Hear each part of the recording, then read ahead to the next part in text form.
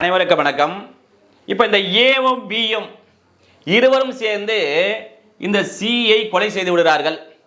இதற்காக court of session திருவள்ளூரில் 2 பேரும் ஒன்றாக அந்த குற்றத்திற்காக ஜாயிண்ட் ட்ரையல், அதாவது ஒரே விசாரணை செய்யப்படுகிறார்கள். அப்படி இருக்கின்ற போது இவன் ஒரு கன்ஃபெஷன் கொடுக்குறான்ல, இவன் கொடுக்கின்ற போது ஐயா நான் மட்டும் இந்த கொலையை செய்யலைங்க, இந்த பிஎம் என்னுடன் சேர்ந்து அவனை கொலை செய்தான் அப்படி என்று. இப்போ நான் என்ன ஏ என்றால் நான் கொடுக்கின்ற ஒப்புதல் வரை எனக்கு எதிராக எவ்வாறு பயன்படுத்தப்படுமோ பாதகமாக எகென்ஸ்ட் மீ, அதே பாதகமாக நான் சொன்னேன்ல இவரும் தான் செய்தார் என்று, இவருக்கும் அதே போன்று பாதகமாக நீதிமன்றமானது கருத்தில் எடுத்துக்கொள்ளலாம். இதை சொல்லுகின்ற பிரிவு எது என்று சொன்னால் செக்ஷன் 24 ஆஃப் பிஎஸ்ஏ 2023.